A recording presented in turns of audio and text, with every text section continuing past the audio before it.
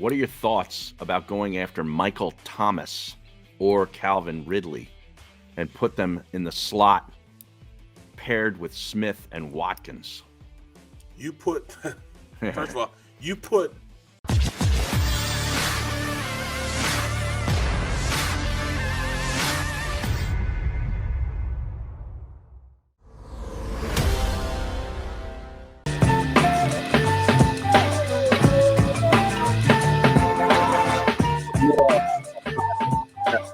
Mays.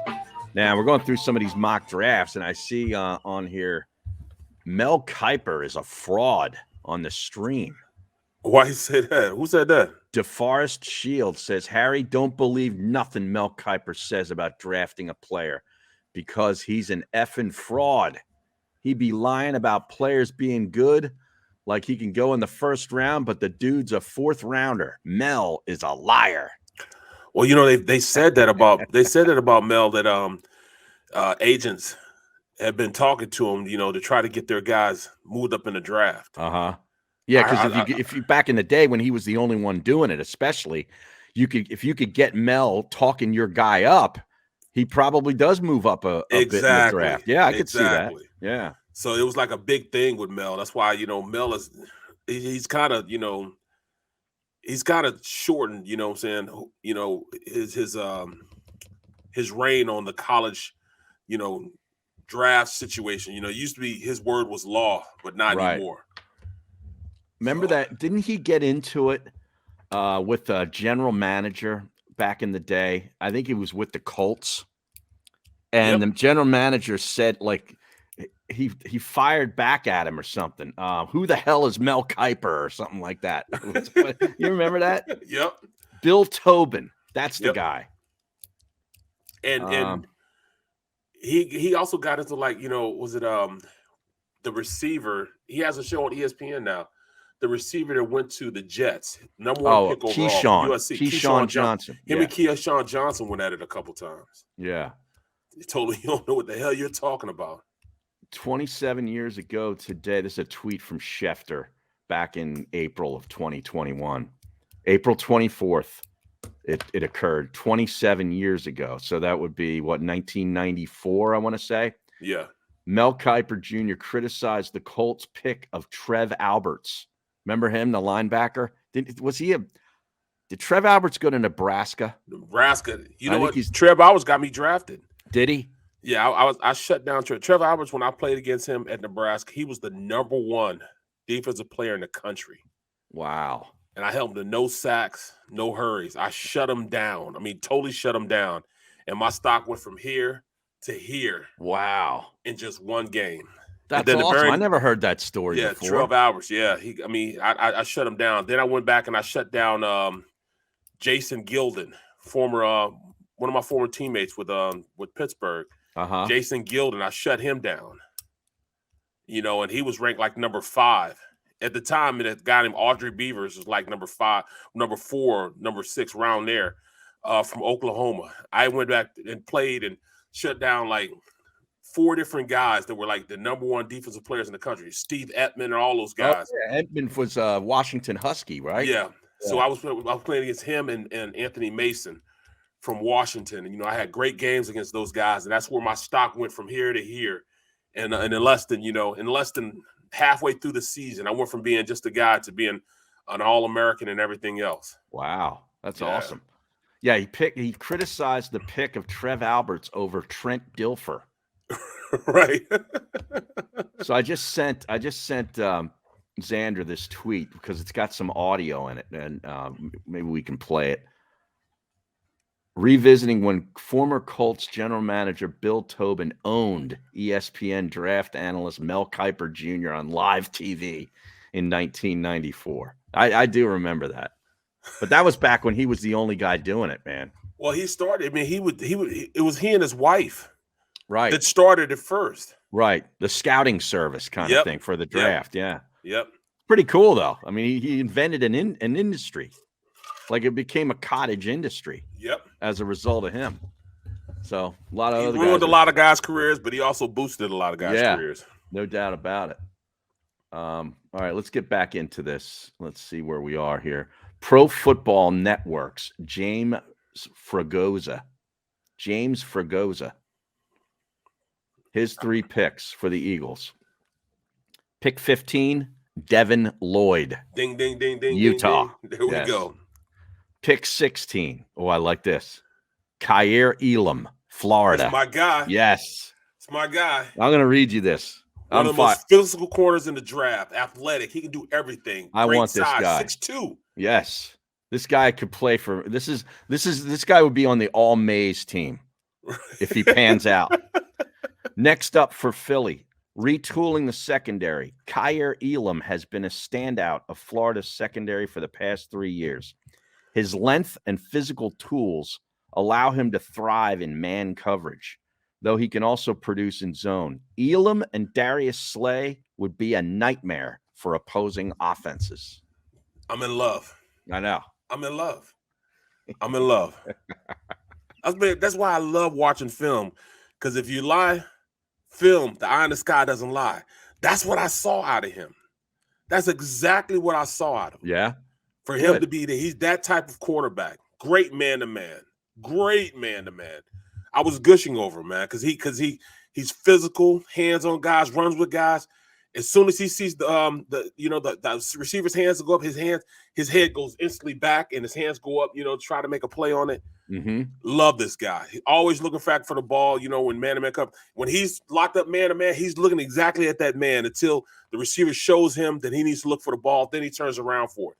That's a skill that a lot of young DBs can't do. He can do it. I love this guy, man. Love him.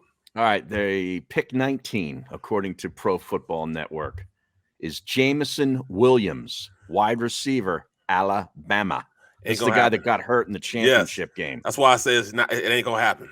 We won't do projects like that anymore. He tore his ACL in the national championship, but he's already put enough tape up to earn a round 1 selection. Yes, but he won't be playing till now. In fact, this should be his floor on day 1. Regardless, Williams joins Alabama's alumnus Devontae Smith and Jalen Hurts to form a deadly trio. I don't know. I like it, but I would like it if he wasn't injured. And if he wasn't injured, we still wouldn't be able to get him because he'd be a top 5, top 10 pick. Top 10, probably. Yeah, I can see that. Speed. He's a stud. Versatility. Yeah. Didn't he come from Ohio State?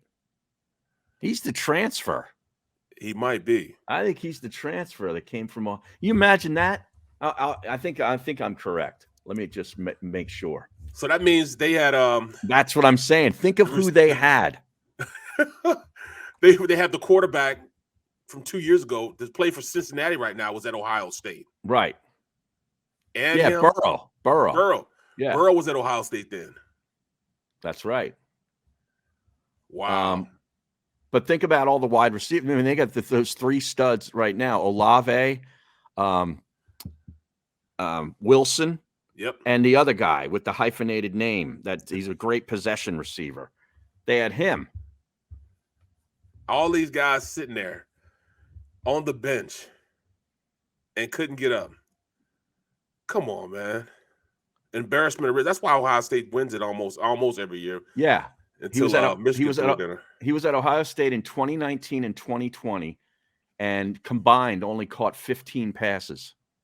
How does that happen? So he couldn't get a sniff at Ohio State. Isn't that amazing? Yeah, and him and Burrows was there too. Right, same time. And he had 79 catches last year for Alabama and 15 touchdowns. Unbelievable for Alabama. That's amazing. Fields was there. Yep. At Ohio State with him. I don't know if because Burrow transferred to LSU. I forget which year. He might have been gone by then. Okay. But Fields was definitely there. He was the guy. He was the guy last year. So we're just making a point on how many guys leave Ohio State. Yeah. And go somewhere else and become ballers. Just the stockpiling of talent is just ridiculous. Didn't they have a quarterback that left there and went to Georgia too? Also. Well, Fields came from Georgia to Ohio State. That's right. Yeah, the opposite. Yeah. And he started at Penn State. He committed to Penn State, did Fields. Yeah, and then ended up at Georgia and then ended up at Ohio State. Wow. Yeah. Crazy. Wow. Yeah. All right, now I'm going to give you something. I'm going to read this right here, and you tell me who I'm talking about. This is a scouting report. Let me pull this up here. I saw Xander got the audio on the Mel Kiper. Let's play that right. And this is that's Chris Mortensen on the right speaking with the Colts general manager. Who in the hell is Mel Kiper in a way? I mean, here's a guy that criticizes everybody, whoever they take. He's got the answers to who you should take and who you shouldn't take. In my knowledge of him, he's never ever put on a jockstrap. He's never been a coach. He's never been a scout. He's never been an administrator. And all of a sudden, he's an expert. He's in our papers 2 days ago telling us who we have to take. We don't have to take anybody that Mel Kiper says we have to take. Mel Kiper has no more credentials to do what he's doing than my neighbor, and my neighbor's a postman, and he doesn't even have season tickets to the NFL. Who in the hell is Mel Kiper? That's great. That is great. Now, did you catch that they panned back to Mel as he's watching this? Right. On the dais, on the set. Did you see that hair? How amazing was that hair back in the day? It was perfect, man. Not one piece. Look at that. Look at that. That is incredible. Not one piece out of line. No. He's probably got that hair. He's probably got an $8,000 suit on also. Oh, fantastic. It's great. Who the hell is Mel Kiper anyway? Phenomenal. That was great, man. Oh, all right. Here's a scouting report on a player highlighting the weaknesses. Okay. Has issues sustaining rhythm with so many off-schedule throws. Slow recognition of early throw opportunities. Inconsistent patience allowing routes to develop. Leaves slants and crossers behind targets. Misses checkdowns and opportunities for harder throws. Misses checkdowns and opts for harder throws. So chooses to make the hard throw rather than just checking it down. Sometimes that's not a problem, though. Right. Deep arm dip into elongated release. Needs to get better at trusting his pocket. You could say that about a lot of young players, though. Quick to drop his eyes when the pressure mounts. Who do you think that is? It sounds like Jalen. Yes, it does. That's exactly what it is. That was a 2020 scouting report prior to the draft. For who? On Jalen Hurts. Who wrote that up for him? I'm not sure. It's on NFL.com. Wow. Yeah. That's who he is now. Well, that's what I wanted to ask you. I mean, is that, you think that's valid then? Fair? Yes. Okay. Yes, I do think it's valid and fair. How much and of all that stuff that was can a be culmination. Fixed? How much of that can be fixed? Well, the pocket presence could be fixed. Mm-hmm. Reading defenses and letting the play develop, that can be fixed. The mechanics on the arm motion, that can also be fixed. I think it's already been fixed. All that can really be fixed if and that just comes with confidence in your offense. Like plays developing. Mm-hmm. They may take a little longer, but you have to know what play, where everybody is in order to do it. So you could let the play develop in front of you, but if you don't know exactly where people are and you're not reading where they're supposed to be, then you don't know where to go with the target. You look at the beginning of the game in the playoff game. He was leaving the pocket early. He wasn't letting plays develop, and he didn't know where his check downs were all the time. That comes with knowing the offense. That's why Brady says, why would I retire now? Because I already know the answers to the test. Right. He threw to guys that didn't finish the run. They didn't finish the route fast enough, or they didn't finish the routes, the way we're supposed to. Hence, that's why a lot of drop balls in the beginning of the game. Guys weren't running full speed in those routes. So that's why the ball was where it was supposed to be at.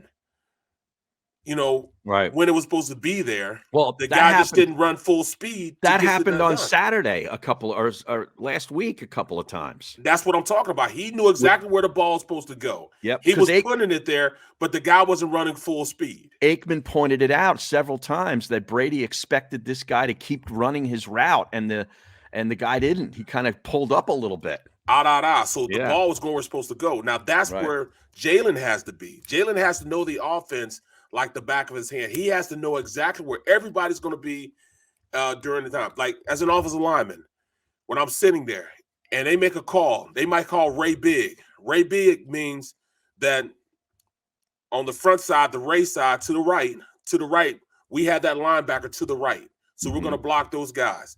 Big means the backside. Big means we stick the backside to the guard and the left guard and the left tackle have the two big guys. No, we're not responsible for anything else. Now, if that Ray linebacker goes to the left, that means the center has to follow him. He has to then go left. But those two guys on the front, they got to play those guys head up then. They don't have a responsibility then. They're just responsible. So the Ray side, meaning the center and the right guard, are responsible for the one technique and that linebacker. That linebacker goes backside. That guard then knows that he has that defensive lineman one-on-one, because they now have to go to where that linebacker went. Now, if that linebacker goes to the right and he goes all the way out to the outside, then the right guard, the right tackle, and the center are responsible for all three of those guys. On the backside, if they bring a safety or if they bring a linebacker from the other side, that's the backs guy or he's the quarterback's guy is a hot call. And, when you know those calls, you know exactly what you're supposed to do. Well, same thing on the offensive side of the ball. If he knows that this guy is supposed to run a deep drag route and he knows it's going to take a little time to get there, the quarterback's responsible for buying time, being in a pocket, understanding where he is. And if he does get close, he got to know where his dump off is, where the guy that, he can just dump it off to. That just comes with knowing the offense like the back of your hand. Right. Brady knows that stuff, so he doesn't worry about it. Yeah. He doesn't know it like he's supposed to yet. Okay. That's fair. On Twitter here, there's a question. What are your thoughts about going after Michael Thomas or Calvin Ridley and put them in the slot paired with Smith and Watkins? First of all, you put Michael Thomas or Calvin Ridley wherever you want to put him. Right. I love Michael Thomas. Yeah. But if he's healthy, we're talking about a guy that led the league in catch for like 2 years straight. Now he did have Drew Brees. Okay, so you got to factor that in. Right, but still, though, I mean, size, speed, another Ohio State guy. Right. And we know about Calvin Ridley. Bigger body guy, too. Right. He's an Alabama guy also. So, we're talking about two guys that are game changers. They'll come in here and be a definite number one. A definite number one. Absolutely. You wouldn't, so then you work Smith like crazy because they're gonna double team either one of those two. Right. You know what I'm saying? And when you have guys like that, it only opens up. Dallas Goedert will become a freak then. Right. Smith will become, probably an 80 catch guy then, just because of Michael Thomas. Just because of the presence of the other receiver. Exactly. Yeah. Let me see what Marcus J. say. Vita Vea owned Kelsey. Vita Vea owns everybody. Vita Vea owns a lot. Right. Yeah, that's why he got that big contract extension. That guy. Yeah. I love that dude. He's $73 million worth of owning. Exactly. Michael Thomas. He didn't play this year. No. Really. But his contract is $24.7 million against the cap this year. Ooh. For New Orleans. 25 the next year. Ooh. And then 24.6 in 2024. Oh. Yeah. Ooh. And he didn't play for him at all last year. Ooh. Nope. And they have a quarterback to throw to him this year. Oh. But apparently there's a potential out in 2022, according to this. So, like all these contracts, they're just they all got these outs now. Yeah. I love it. All right, let's get back into the big stories for the offseason from that NFL insider, front office executive, Barrett. Is that all the draft? That's all the mock drafts. Okay. Yeah. All right. Yeah, that was good, man. That was mocked pretty good. out. That was pretty good, man. I like that. Love that. That's great by Jimmy Kempski. Me too. Well, yeah, he puts it all in one place. Yep. You know, Seattle quarterback Russell Wilson will wear a new jersey in 2022. Not that it necessarily he will play in New Jersey. He will wear a new jersey. Okay. Right. That could have been read two different ways, huh? Exactly. You got to be careful where the punctuation goes. I love the way you did that too, man, because you talk about right up the road, man. They talk about bringing them into with the Giants. That'd be a hurt piece for us, man. That would be hurting. Yeah, if they did that, if the Giants in all their unorganized way of doing things, if he was to come in there, he would definitely solidify things. Yep. And they become an instant contender in our division. You put Brian Flores as the head coach. Oh. And Russell Wilson as the quarterback. Now all of a sudden you got a competitor in your division. Well, not just for the division. Well, yeah, they compete for the NFC. Yeah, no doubt about it. It says here the Saints were on Wilson's original list of preferred destinations. He made that very evident. Yeah, he has a no trade clause. Yep. But those are the teams he said he would definitely trade to go there. Right. The other preferred teams, Cowboys, Raiders, and Bears, they all seem set at quarterback, barring a surprise, like Seattle taking over Justin Fields' contract from the Bears. But Wilson can also expand the list. The Giants are loaded with 2 top 10 picks to dangle, for example, and they have the market that might attract Wilson. Boom. Which might attract Sierra. Right. That's what he's really saying. I love how you emphasize that every time you talk about it. Well, it's true. I mean, Absolutely. He's got a boss lady too. Right. You know what I mean? Right. You're right. When you got, like me, you look at it, his wife, Brady's wife. Right. Them guys are playing just because they love the game. They don't have to play. No.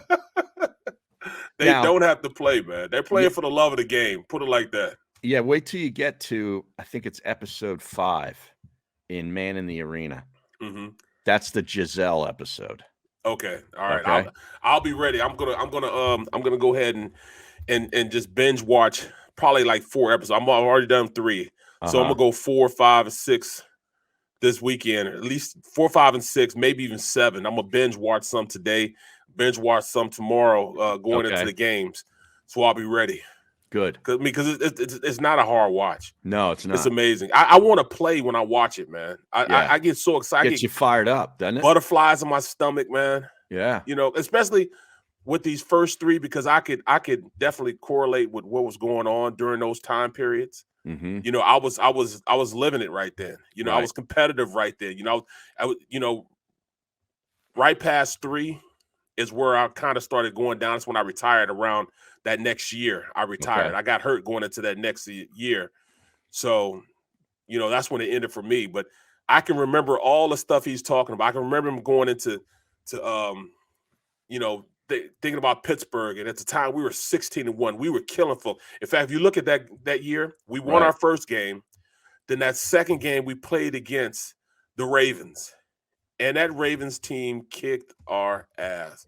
I mean, they were bringing blitzes where it didn't make sense. They weren't even sound blitzes. The blitzes they sent to us, if we would have just picked them up or just slowed them down a little bit, it would have been open. It would have been 6 when they used to send these blitzes. They would bring 7 people off one side, 7 defenders off one side. They would totally void one side of the field, and they just happened to call them in the worst protection we could have.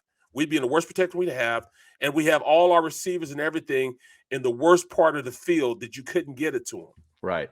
And they sent this blitz and hit Tommy Maddox, crushed him. He was out for the rest of the season. And here comes this rookie, Ben Roethlisberger, in the game. Uh-huh. And they tore his butt up too. They beat him up that entire game. They sent us home and made us like it, bro. I mean, they killed us. That next game, we got them ready, And from that day on, man, he won every single game going forward with the exception of the championship game. Like I told you, I had already packed my stuff up, bro. I was ready to go down to what was that? It was in Florida in Jacksonville. I was ready to go to Jacksonville. I had my outfits all ready, man, shoes all shined up and everything, man. Man, we just knew we were gonna win. We knew we were gonna beat Brady and them. There was no way they could stop us. It was cold too. Yeah. We heard that they were all sick and everything also. Right. There was a flu going through the locker room. Man, we were going to tear them to shreds. This was our type of weather in our stadium. We were playing some of the most dominant football, people have ever seen. We're running the ball with Jerome Bettis and we just couldn't be stopped. And all of a sudden they came in, man, and we couldn't run the ball. They were stuffing the run. We couldn't hit Heath Miller on anything. He was never open. A lot of tight Even end. Hines Ward, he wasn't doing anything. They just caught us and beat the snot out of us. Didn't y'all play in the regular season that year? We stopped at 20. We stopped at 21. They had a 21 game winning streak going. Right. And we put it into that. We whooped their tail and made them we sent them home back to Foxborough with their tail between their legs. We beat them and made them like it. And they returned the favor. I told you, I'm running out, it's like goal line. I'm running out on the field. All right, hey, they're running right. They're running right here in the B gap. I'm like, how do they know we're running the B gap? Right. Well, it doesn't matter. We're gonna make it. We're gonna run it anyways. Because they videotaped you. I'm telling you. Exactly where we were running the ball, Teddy Bruschi would just go line up right there. And then, Harris right behind him. We just couldn't get right that game, man. Wow. So that's why I love watching that show, man. Man in the Arena. So that was Halloween. Yep. Of 2004 during the regular season. You guys won 34-20. Yep. And then in the playoffs, January the 23rd of 2005, the Patriots win 41-27. Whooped our tail. Wow. I mean, I think they had 2 touchdowns, defensive touchdown. They had a pick for. I know they had one pick for a touchdown. Mm-hmm. They might have had 2. They threw a touchdown to Vrabel. You know what I mean? Goal line situation. Vrabel had a touchdown. He lined up as tight end. Yeah. There's a funny bit about that. Have you seen that yet? Yeah, I did. That was the one where Vrabel's like, hey, I'm showing to Tom. I'm open in the end zone. And Brady came up to him afterwards. Vrabel said, Tom, did you see me? I was open. He goes, you put your hands up one more time. I will never throw you the football. How great is that? They were in practice. Yes. They were in practice and he's doing it. Right. All right, go ahead. What do you got? You looked at him on that play when he threw the touchdown to him. It was actually a great catch because they almost defended it, but he ended up still getting open with a great catch. He fell down, caught it with his hands, fell down, completed the pass and everything, man. It was a great catch by him. Yeah, absolutely. All right, we'll be back with more final half hour coming your way right here on The Middle.